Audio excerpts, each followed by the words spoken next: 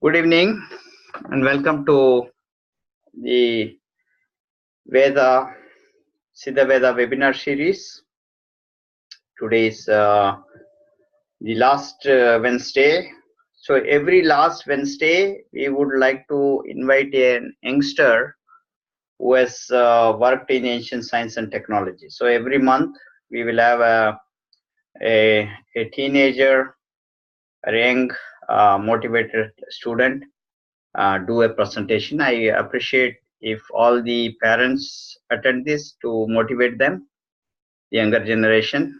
So they are very important and they have so much potential. And of course, Alekhya will lead this for the next few weeks, the speaker here today.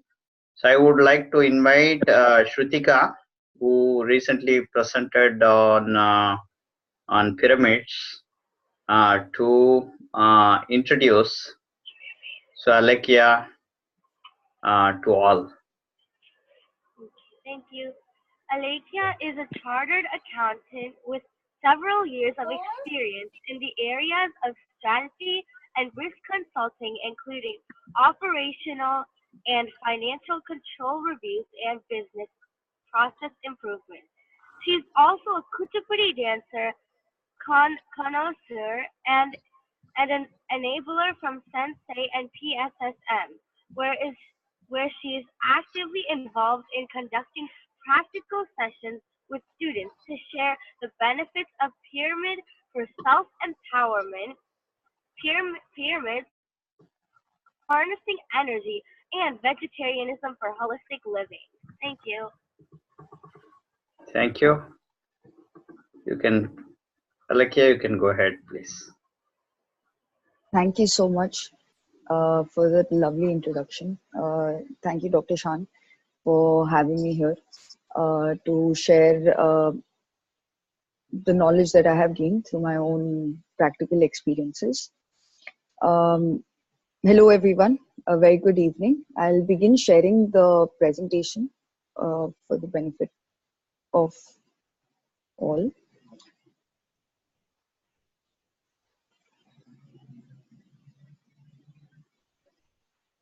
Everyone can see my screen? Yes. If not, please Yes, do yes. type in. I hope I'm audible to everyone. Yes, yes. Very good evening. The session that we'll be talking about today is meditation and pyramids in the everyday. Like Shan sir mentioned at the very beginning, harnessing the potential. I would like to start with that, to understand what potential really is, and then bring it down to how we can incorporate meditation and pyramids in the everyday. So I'll be going through the basic principles. The first principle being, we all have an understanding of what potential is. As a child, I had a personal experience with the word potential as, your child has a lot of potential, but she needs to do more hard work. Or as a student as well, I would study in books that, for any object to be in motion, it needs to move from potential energy to kinetic energy. So we've heard the word potential a lot in our upbringing and even everywhere around us. But what really is potential energy? When I started to go begin my spiritual practice, the first thing that I realized potential is, the word potential is a dormant ability which exists in everything. There is no one thing which has a potential and does not have a potential. Even a tile on the floor, which might seem like an inanimate object, is in fact something which has potential. So the potential is basically a dormant ability. So then the next question is, how do we use this dormant ability? How do we make it an active ability? And then I realized that the basic principle of science, which says that potential, for any object to be moved from potential to kinetic energy, or for us to activate energy in itself or put it into motion, one must have to act or direct or channel that energy in a particular direction. And that in our everyday life is something which you can see in every action that we do. For example, you had to decide that you wanted to come and attend this session. So you had to first think, you had to have a desire that I want to attend this session.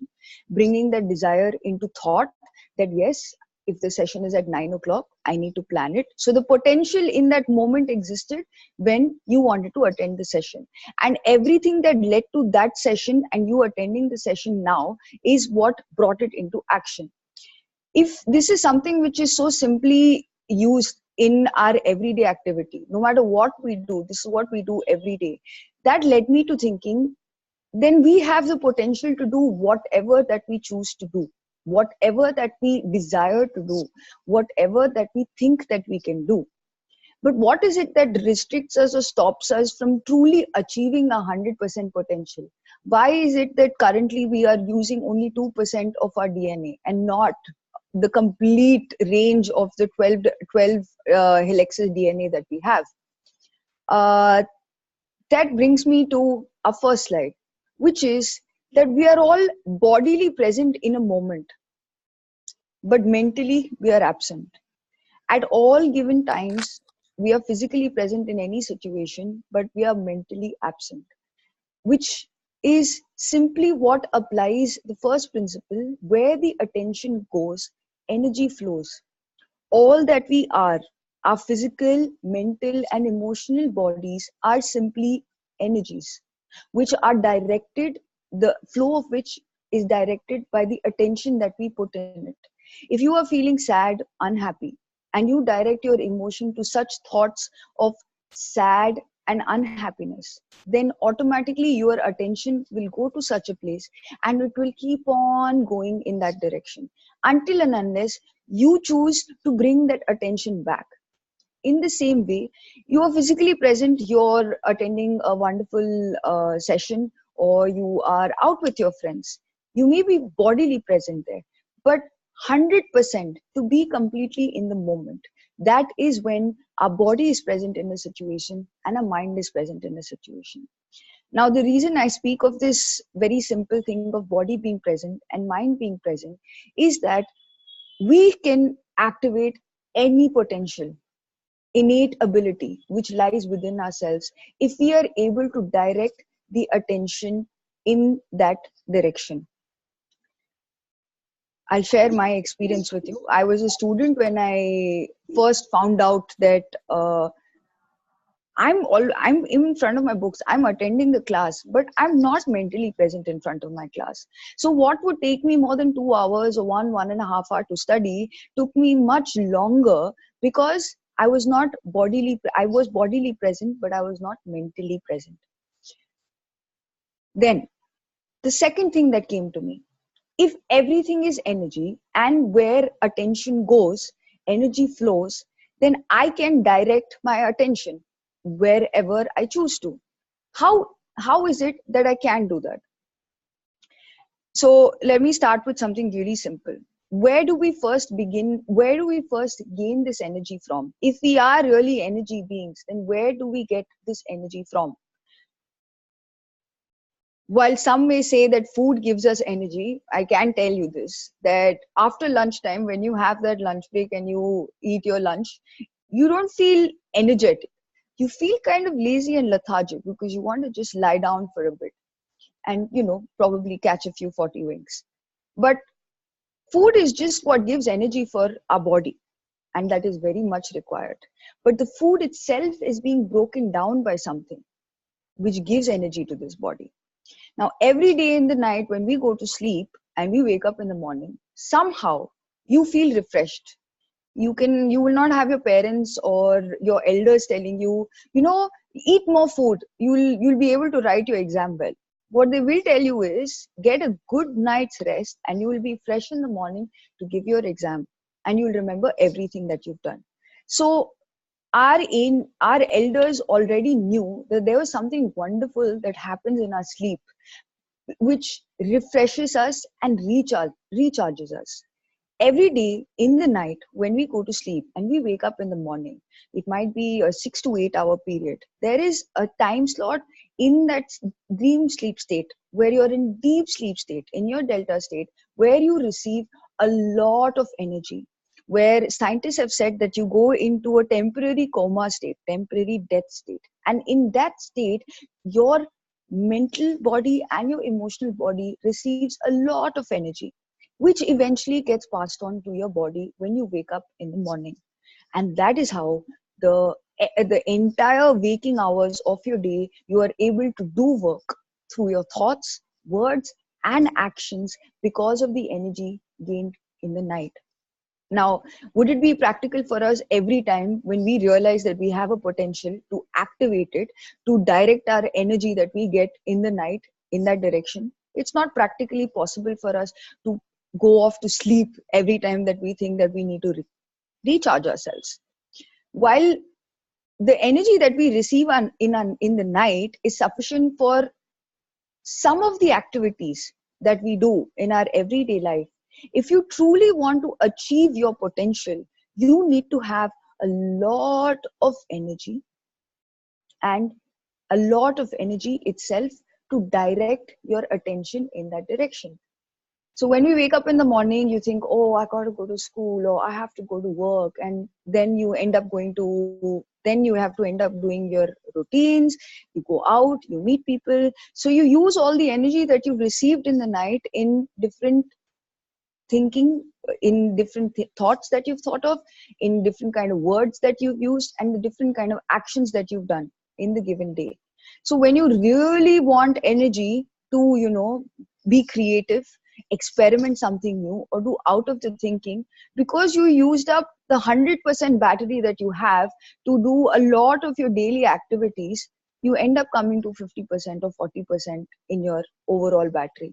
So what happens is that eventually in the last class of the day, or in the towards after lunchtime, by 4-5 o'clock, we're bodily present but we're mentally absent, because we don't have enough energy to focus, to guide our attention in a particular direction. And that brings us to, so then how do we recharge our mind? If sleep is one of the ways, then our ancients had told us that there was a very, very, very simple way that we can, in fact, in a very simple, easy manner, recharge our mind without having to take a nap. It need not be a power nap. Now, this is a tool which is very, very, very powerful. And when we start to apply it in our everyday life, you will see transformation in every aspect of it. And this tool that I talk about is the tool of meditation.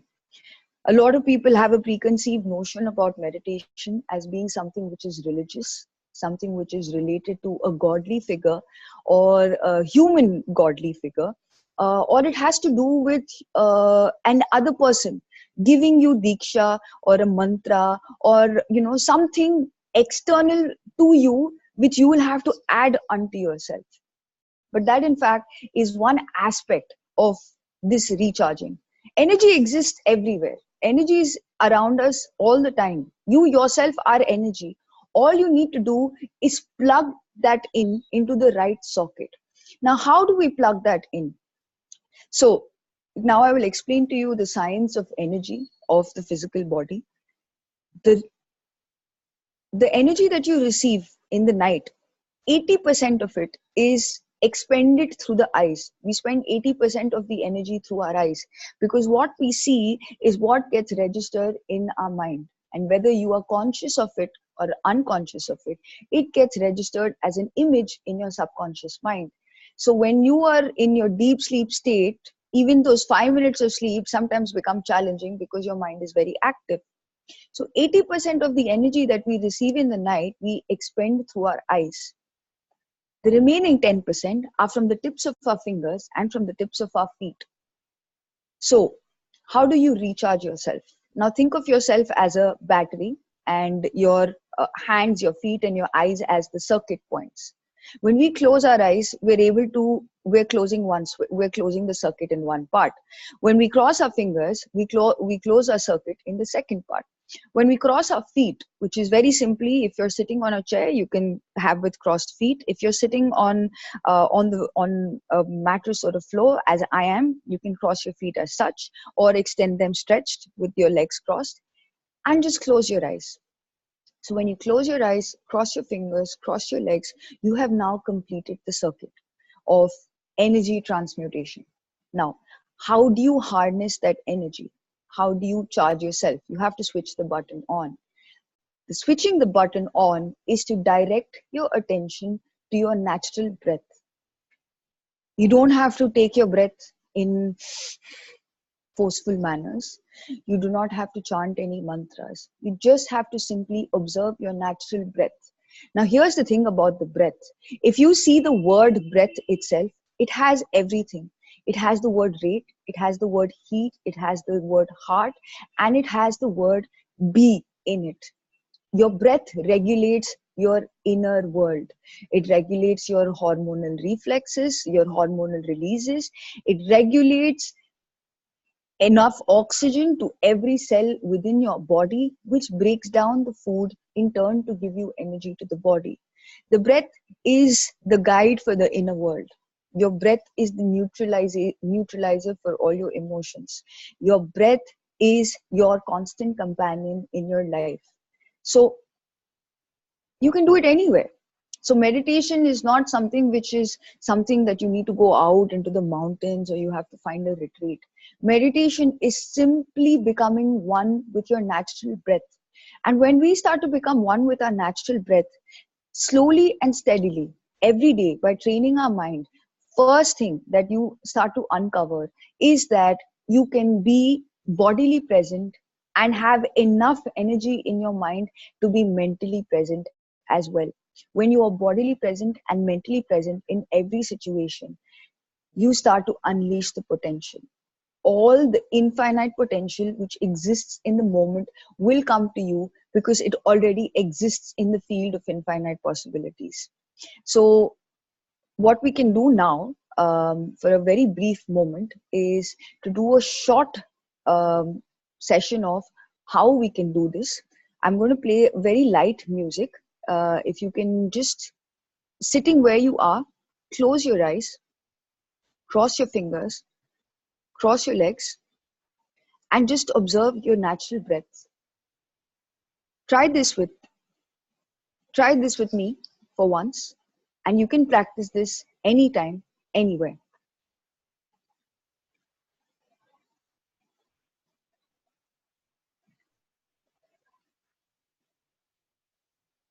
Close your eyes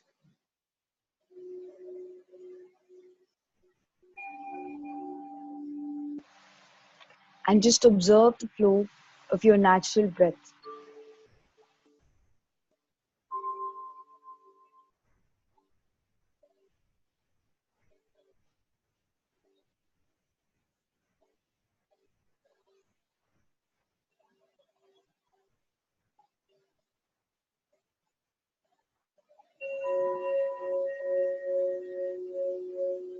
You are an infinite being.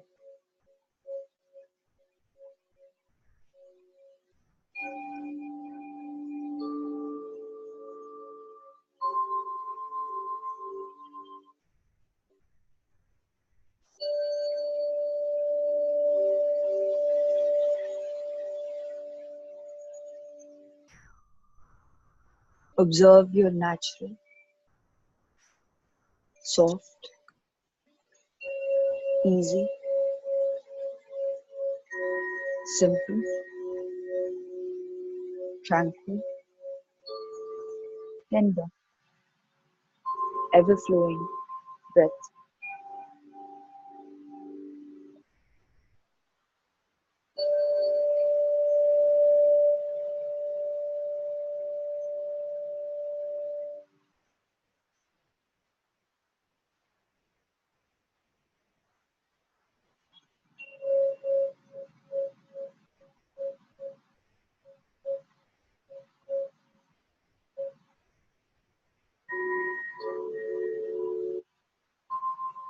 Whenever any thought takes you away from this moment, come back to your breath.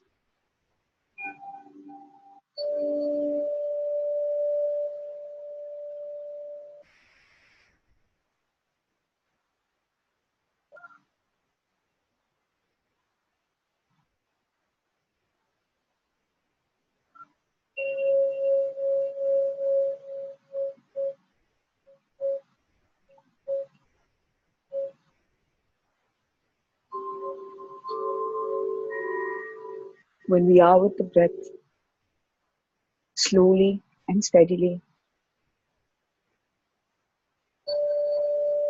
the mind becomes rather empty.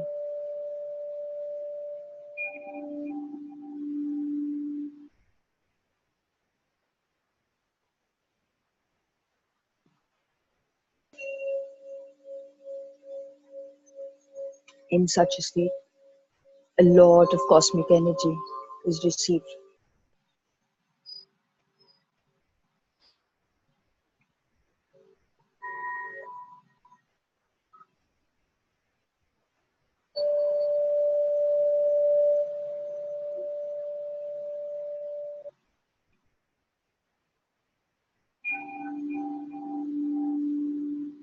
When sufficient amount of energy is received by us, we begin to activate our inner senses.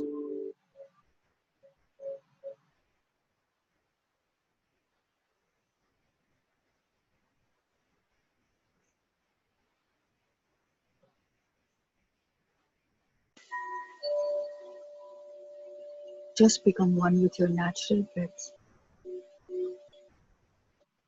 Last 2 minutes.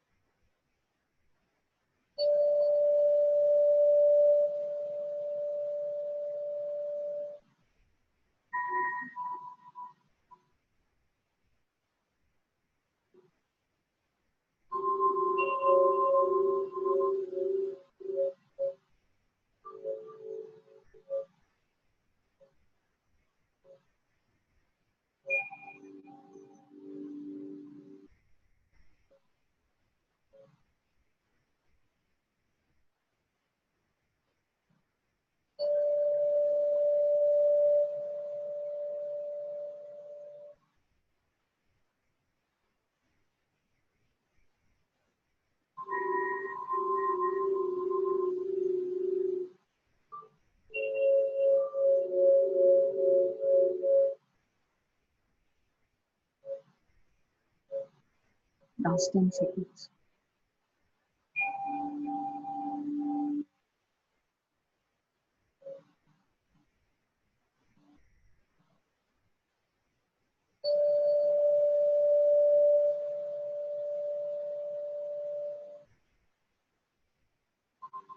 5, 4, 3, 2, 1, 0. Slowly place the palms of your hands on your eyes. 5, 4, 3, 2, 1, 0. And open them once you're ready. A big clap for yourself.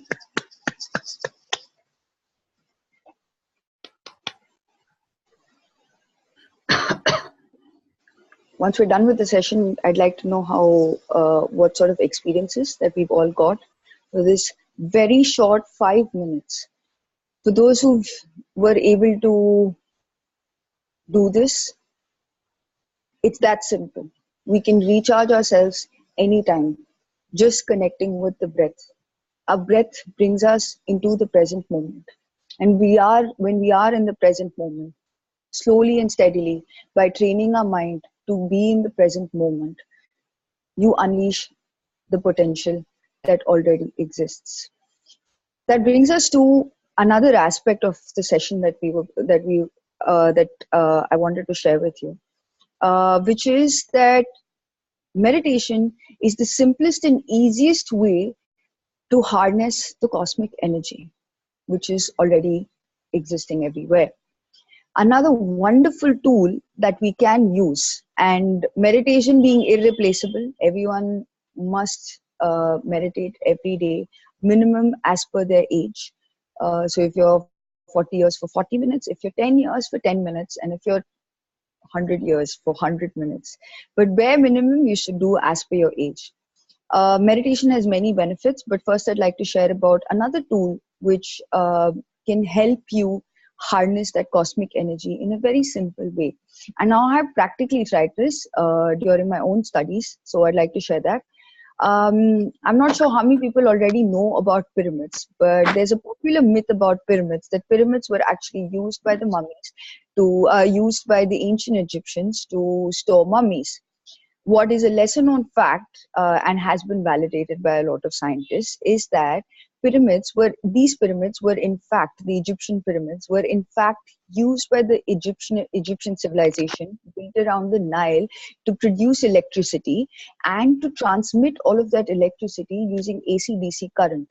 Imagine, at a time almost 2,500 or 3,000 years ago, there was something called electricity, because they have found no known evidence of, the soot, the ash that gets left behind when there's a lot of when you use, let's say, oil lamps, was left behind ever on the walls of the pyramid.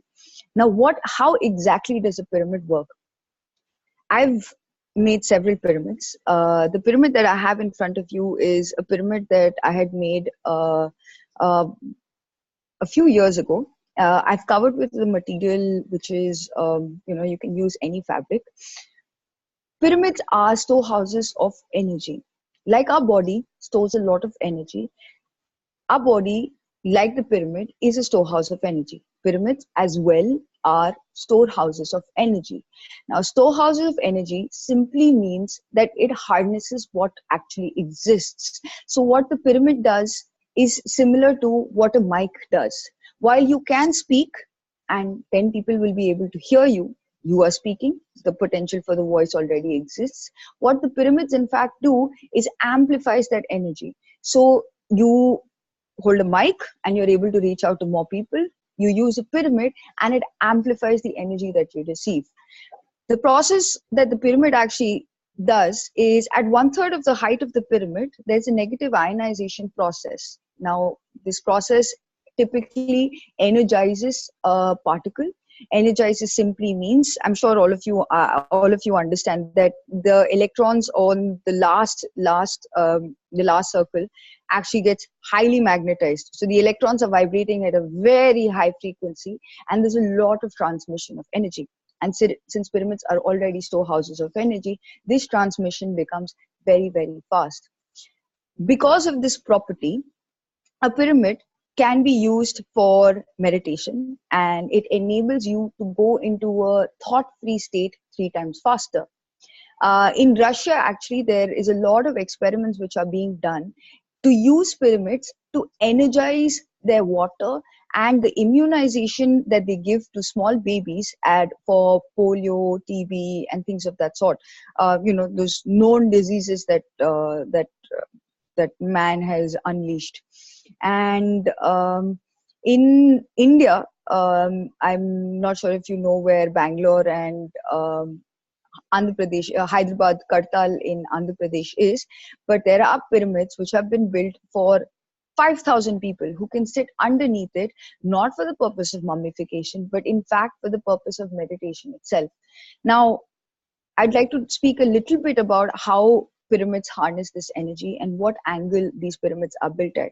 The pyramid that you see in front of you is built on a square shape, the same as a Giza pyramid, and it's at an angle of 51 degrees 52 minutes. I'd like to give you an example.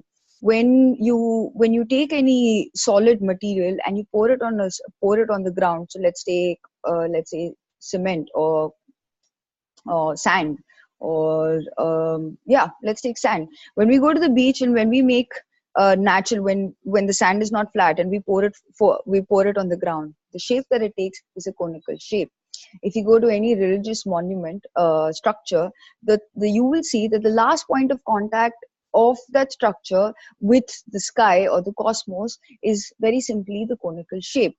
Now, you understand that the earth is already rotating on its own axis, so it creates a centrifugal force. You can experience it yourself if you start, just go around in circles.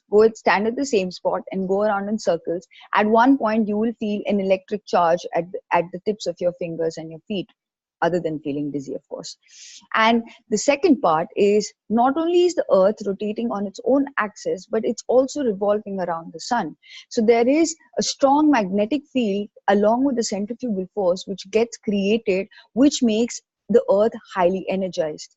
If you ever want to see the physical manifestation of earth's energy, because energy can only be felt, but the physical manifestation of this energy, then you can see that the most naturally made pyramids are the Himalayas. The Himalayas are the perfect representation of pyramids because they show, one, the storehouse of cosmic energy, and two, the structure of the pyramid itself, which, if not practically possible for everyone to go, becomes very easy for you to replicate inside your house. So the force already exists. What the pyramid itself does is, because of its single point of contact and its 4 equal bases, is able to disseminate the energy, is able to capture maximum amount of energy at its apex and equally disseminate it from all at the bottom, which are all built at an angle of 90 degrees. So a square on a pyramidal shape. Now, how exactly? Now, pyramids can be made of any material, any size. It is always most important to have the angle of the pyramid absolutely accurate. And that brings us to the angle. While a lot of research is being done on pyramids at various angles, so the Russians are actually using pyramids at 72 degrees of angle, there is an optimal angle where the energy received and the energy captured is equal, that being the optimal angle. And that angle is 51 degrees and 52 minutes, which, if you validate, is also the angle at which the Earth's axis is tilted. So when we make pyramids at this golden angle, the angle being formed at the base here, you will see that the maximum amount of energy gets stored in it. Pyramids have several benefits. Personally, I have used a pyramid during my school days or during my professional exam days to increase my concentration. So before I would study, I would close my eyes and meditate like we just did right now. And I would sit under a pyramid and continue that focused attention that I had while I was meditating. And what would take me almost 4 hours, I would complete in 1 hour. Very recently, as recent as day before yesterday, I had a craving to eat something, junk food, and I did. And a lot of times when we eat food which is not energized, which is not in line with your body as well, you get a tummy upset, which I did. And when that happened, I used pyramid as a way to heal myself. Now, how do you heal yourself? You place the pyramid. So I had placed, since I was having a stomach ache, I placed the pyramid on my stomach and I meditated. When you place the pyramid in an area where you're ailing, any part of your body which is ailing, and you observe you meditate and you observe your breath and you focus your attention on where the pyramid is, without any medicines, you can heal yourself. Now, this is not blind faith. This has been scientifically proven that the pyramid energizes anything, any object. So while the object in hand was my stomach, in this case, I directed this energy towards the ailing part. And what the pyramid does, and if something is ailing within your body, it means it doesn't have enough energy. So you energize it by meditating and using a pyramid, and you can heal yourself without any doctors, without any medicine. I'll quickly run you through how you can make a pyramid yourself, though you already know, I'm sure, but I'll quickly run you through it. just for the benefit of everyone. You can use material which will be readily available in your own house. So it can a pencil, eraser, thick paper. We've actually tried doing a lot of paper mache stuff. So if you are looking to make something organic, you can also use a lot of paper which is soaked overnight in water, and there's something that we get called multani mitti. I'm not sure the English name for it, but it works like a wonderful adhesive when it's used, when it's mixed with water. So you can make paper mache and use the multani mitti to actually use a mold, which you can make this way. You will need scissors and cutter, or a cutter, adhesive, a compass, and a ruler. So the basic principle in making a pyramid is very simple. The base has to be 10 centimeters, and if assuming that we make a pyramid of 10 centimeters, if your base is X, then your side, sorry, if your base is going to be X, right, your side is going to be X into 0.952. There's a grid that's available on a website called pyramidseverywhere.org, which explains to you for the various dimensions what is the angle that you can use, the common value, which is 0.952. So this pyramid has been is using the dimensions of 10 centimeters as its base. So 10 centimeters as your base, and 9.52 then becomes the sides. Once you understand this, you need not always come back to this as a reference. So using a compass, draw a circle with a radius of 9.52 centimeters, because that would be your side. And once you've constructed the circle at the radius of 9.52, please make sure that you have the points, just like geometry, the center of the circle as well as the point at which this your radius touches the edge of the circle. Mark those points. At the point where your radius meets the circle, using a 10 centimeter length, build equal arcs on the side of the circle, on the sides of the circle. So you'll have to build about 4 arcs. You'll have to construct, and then once you've constructed those 4 arcs, just join all the edges, like has been presented here. Join all the edges, and I'm sure for those who've tried making this at home, you'll need to make a flap at the end, because that flap helps to actually stick it on the inside, the way that I have done here as well. I'm not sure if you're able to see. Once that is done, just cut the layout. Just make sure that you cut the edges of the edges of the circle out. So you will get a 4 triangled frame along with a small flap. Using the side of the compass, the back side of the compass rather, we'll be able to do something called the scoring, which cuts the paper, mildly puts an edge on the paper without cutting it. Once you score on all sides, it becomes easy to fold. So you will be able to see something like this. And using glue stick or adhesive of any sort, you can put the adhesive on the flap, add the flap, stick it, and you have what is in front of you, a pyramid. For a dip test to see if your pyramid is actually in the right format is that it would sit firmly on the ground so all 4 sides would stick to the surface without any one side hanging up. So I have some pyramids that I've tried making. So this was one that I covered with fabric. You can also make these pyramids and cover them up with any other object. I've tried it with paper mache. You can also try it with fabric. This one that I made was with paper. I'm not sure if you can see, again at a 10 centimeter angle. And this is something that I got from someone, it's made of plastic, but it has a utility because one, it doesn't really fold. It has a longer life because one, it doesn't fold, and it remains stable at all times for a longer period. These pyramids can be experimented with. You can put vegetables under the pyramid and outside of the pyramid, and see for yourself that the pyramids kept outside of the pyramid will rot a lot faster than a pyramid kept underneath the pyramid, which will be fresh even after a week. I've tried this with water. You can see, if you've ever seen ionized water, you'll see that it has a lot of bubbles, and they say that ionized water is extremely charged.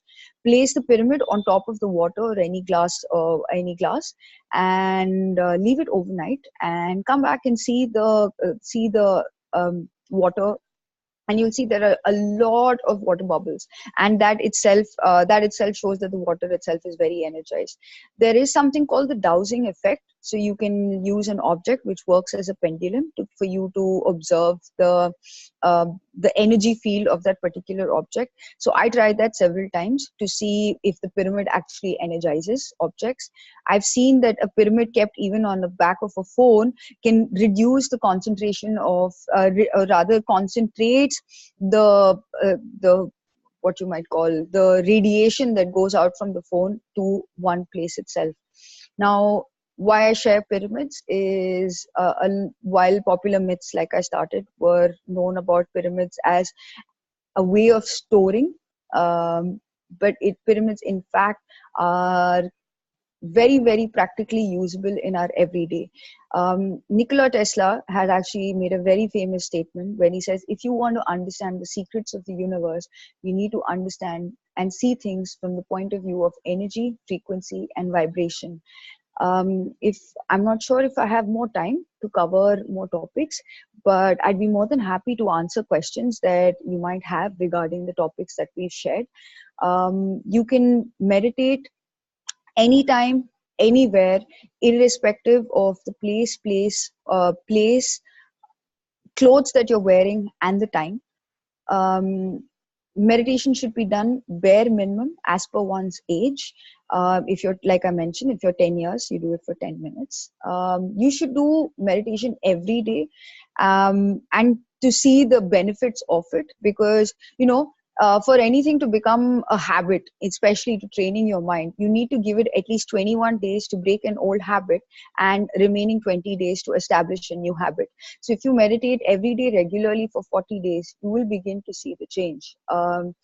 Some of the changes that I have experienced in my life through incorporating meditation in my everyday is, as a student, of course, I gained a lot in terms of being able to concentrate and improve my efficiency.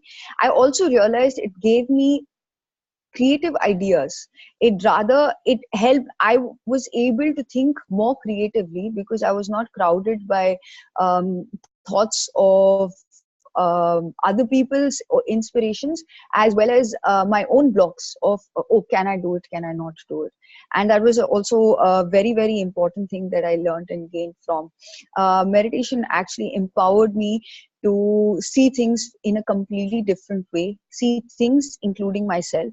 While I would view myself in a certain sort of way, I had many patterns which we get through our upbringing, through society, through our friends, and most importantly the way that we ourselves think about ourselves and everything around us. And the first thing that meditation helped me do was break those patterns. So it helps me enjoy more. I'm able to enjoy life a lot more. I'm able to understand things a lot better, and I'm able to share things with greater ease. So thank you once again, Shansa, for giving me this wonderful opportunity to be able to share this with the young masters. If you have any questions, I'd be very happy to take them up right now.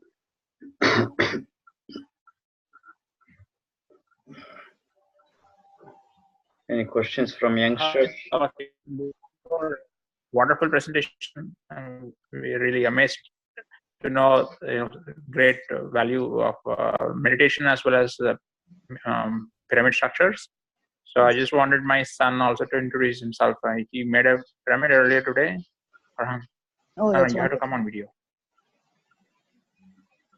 Okay.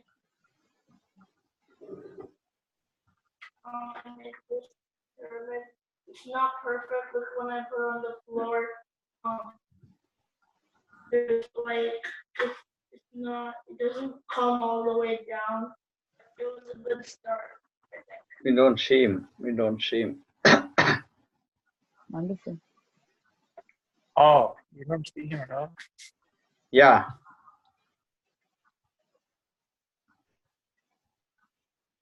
Yeah. No, you have to show the pyramid too.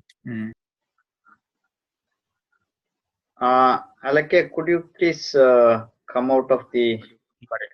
window Yes, sir. so that you can. Yes. Yes. Aran, you want to show?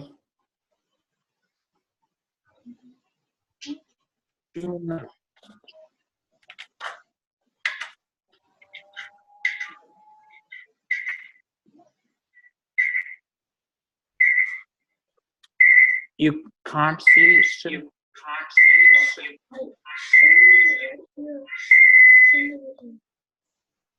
It won't work.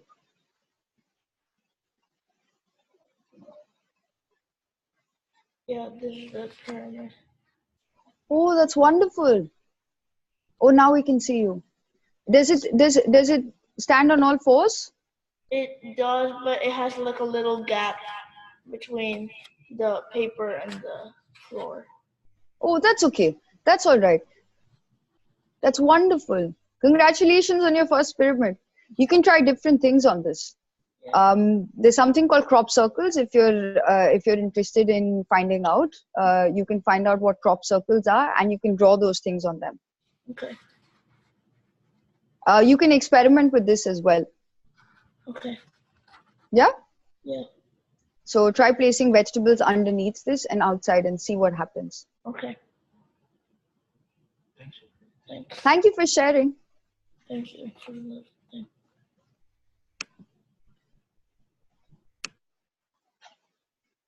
Anybody else? I have one question.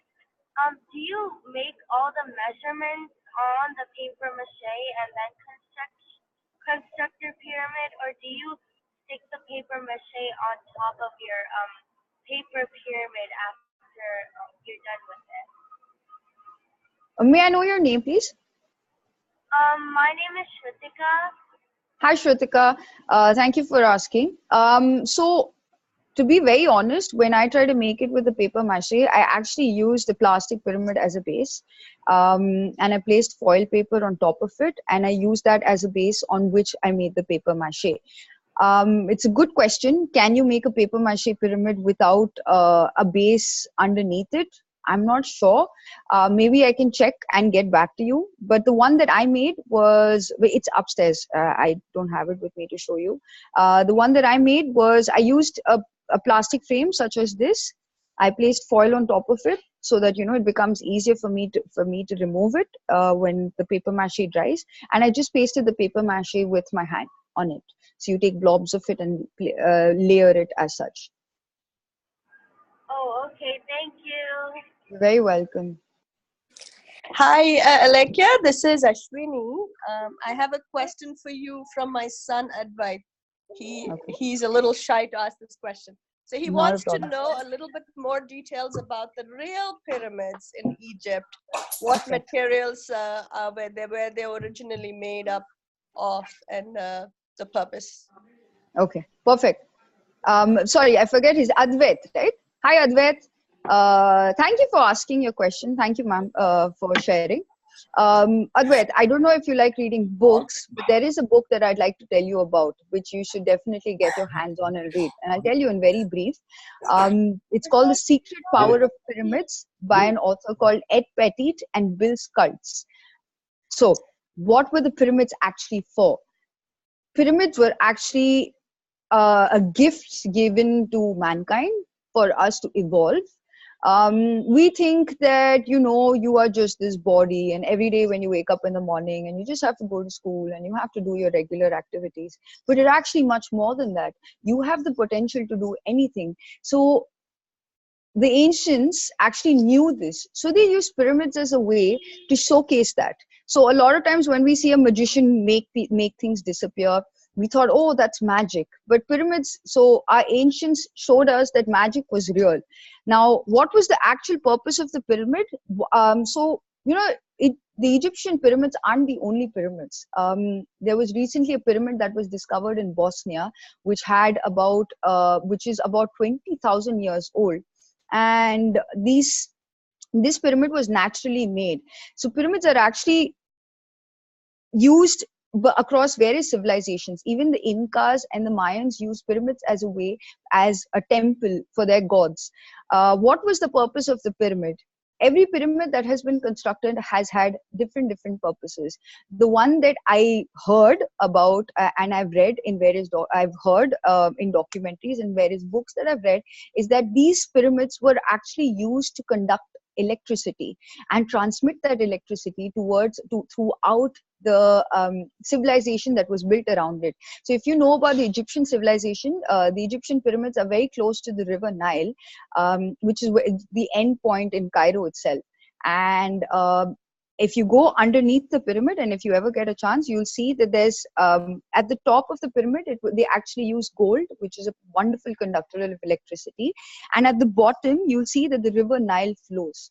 So they used very advanced technology to actually produce electricity, and in fact transmit this wireless electricity throughout the civilization. So the entire Nile civilization, which started in Uganda, in Jinja, a small place in Uganda called Jinja, that went up till Cairo, is what it powered. So it was electricity. So the Egyptian civilization pyramids were actually used to construct, to rather generate electricity, and it was also used as a prayer house for a lot of people, because what happens when you go inside a pyramid is it energizes you, right? So you become the best version of yourself when you go into a pyramid. So all the gods, all the priests, all the knowledgeable people were people who would reside in and use the pyramid as a place of discussions as well. There are many uses of the pyramids, both from historically as well as on date today, what people are using pyramids for. If you're more interested, I'd be more than happy to share links with you that you can read further and explore. Does that answer your question, Advait? Yeah. Okay. Thank you so much. Thank you. All right. Thank you. Okay, there was someone who asked a question. Sorry, please continue. Yes, Shruti. Sorry, I have another question too. Yes. Do the Egyptians still use the pyramids for electricity? And are there any pyramids used for that in the U.S.?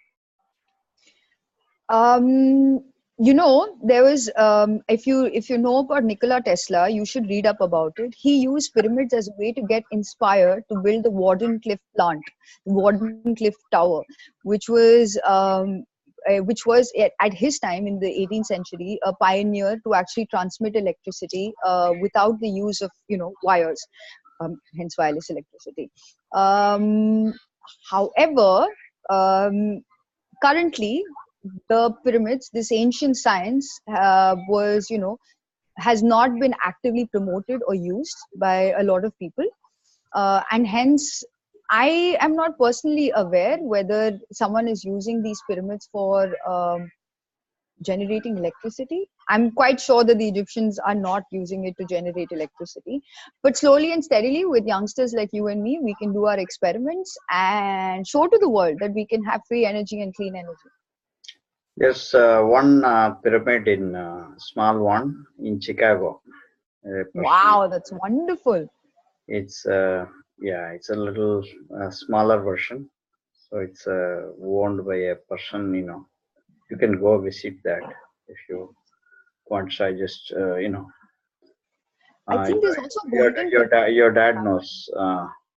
Oh yeah. Okay. Right. So. Okay. Okay. So I just have one last question. There was someone who wrote on the group chat, can we create pyramid caps and put on and do meditation? Absolutely. You can. And for those who don't have the privilege of a physical pyramid, yes, you may please use, make your own pyramid caps and put them on and do meditation and see the effects for yourself. Okay. Thank you. I had a question. So, hi. Please introduce yourself as well. Oh, my name is Rashika. Hi, Rashika. Hi. Did you ever try to do the refrigerator thing with the pyramid? I actually heard from Shan sir that he gave you this project, and it's wonderful. But to be very honest, no. I have more of an analytical what you may call bent of mind. So I'm going to think of I'll think of a way that how you can do it. I'm guessing it's the material which is the most relevant. So you know those ice pack things that we get, the water coolers that they make. Yeah. Yeah, I think if we are somehow able to like mix thermocol and that coolant on thermocol on the outside and the coolant material on the inside, I think you'd be able to make the pyramid refrigerator. I'm not sure though, so let me check and I will get back to you. See, Is that okay? one other suggestion I have is to avoid plastic and thermocols. Yeah. This is Oh, one of the things you youngsters should know where this is coming from. These yes, all sir. are petroleum based, and one of the reason why we don't want modern fridges, modern refrigerators are made up of plastics, and it is running through electricity. It's running through freons. They use the coolant of petroleum based. But CFC. if there is a replacement, such as you're taking some clay, red soil, that could be like in Rajasthan. They make these fridges, refrigerators, but they haven't integrated any of this thing. But the material itself is keeping things cool. So if you can make something like that with that material, and then use a pyramid and use the 1/3 space to keep everything, you make a slot there. So that will be very efficient with the combination of the coolant material, and you could include some other herbal cement like vetiver and other cement, which even keeps it much cooler. If you spread water, vetiver becomes very cool. So these kind of ideas as youngsters you can do, and then that becomes an innovation. So that's just my Thank you so much, sir. It completely slipped my mind. We've actually started that. We're trying to remove plastic from our everyday use. So even though I have a plastic pyramid, guilty as charged. That's why we started to experiment with the multani mitti and paper mache. I will read up about the red clay. Could you please repeat the other material? Vetiver is what you said. vetiver is a grass that grows commonly, and it's available mostly in India. It's available in Texas. It's available in stores to buy.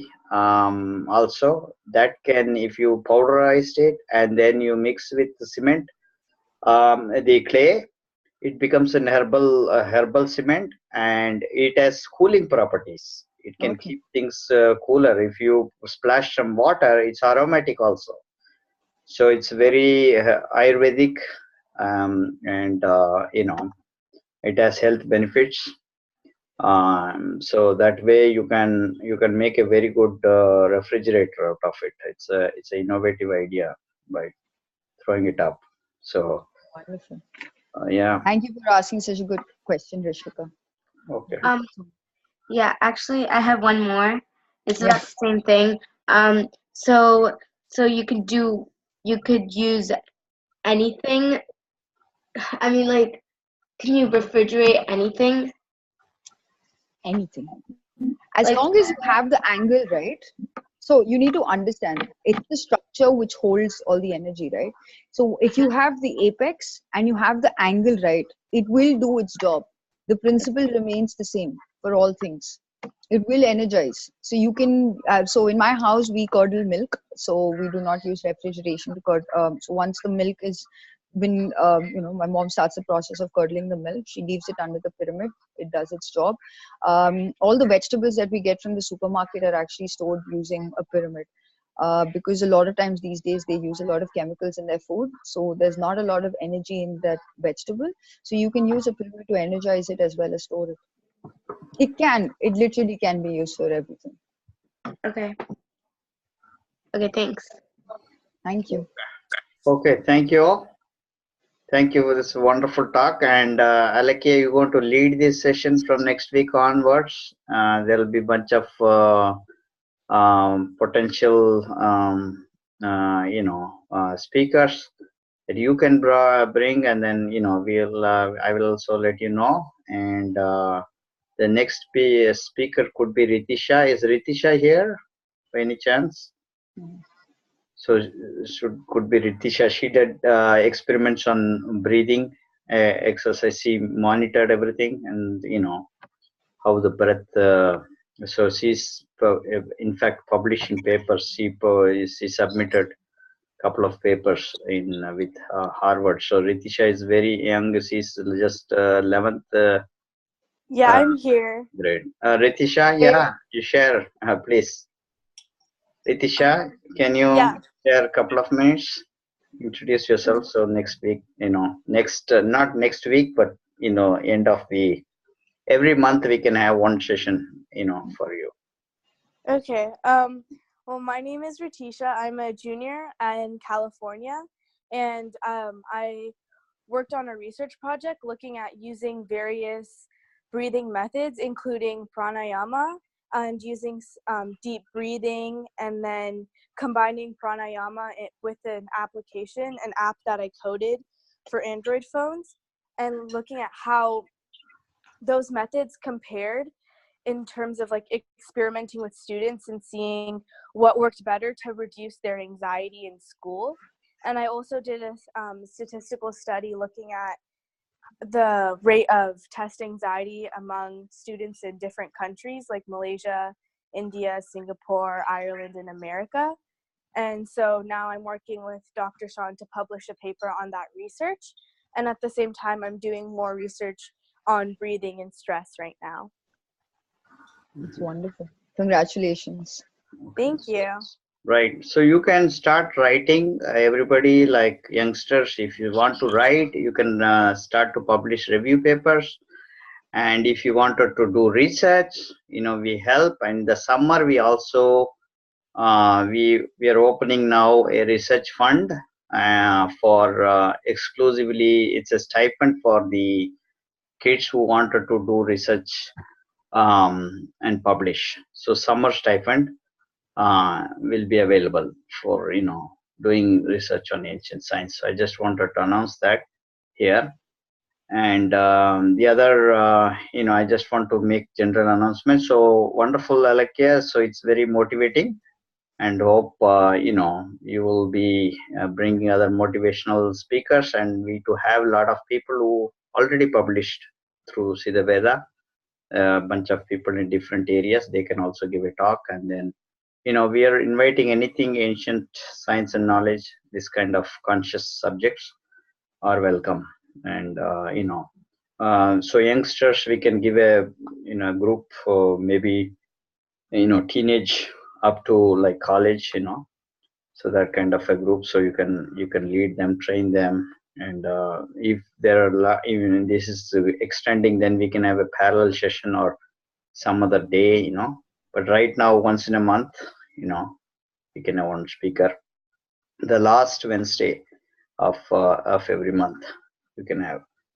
Okay, so thank you so much. I just wanted to announce we have a course coming which is starting this weekend.